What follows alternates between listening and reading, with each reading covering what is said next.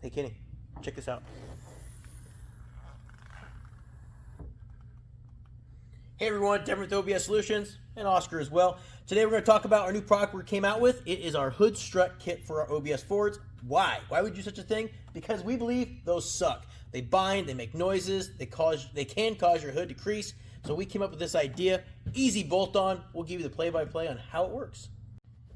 All right, let's give you a brief overlay of this guy.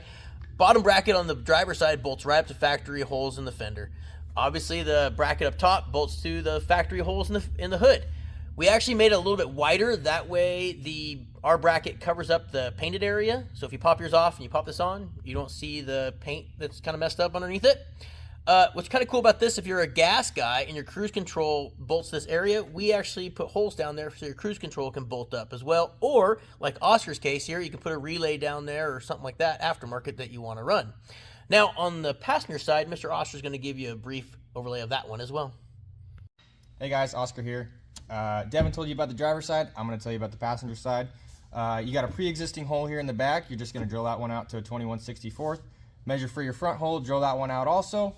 Top bracket bolts up the same, just like the driver's side. And then you're going to bolt up your bottom bracket, throw in your strut, and I'd say you'd be, what, Devin, strutting your stuff? Oh yeah, bud. All weekend long. This, lame. This, way better. Something like that. Anyway, 92, 97, F-Series, Broncos, gas, diesel, 6 cylinders, 8 cylinders, all the cylinders. Fits them all. Brick nose, bull nose, guys, stay tuned. We are working on a bracket for you guys as well. It does come with the struts and all the bolts for it, as well as the brackets on the website, obssolutions.net. Thanks, guys.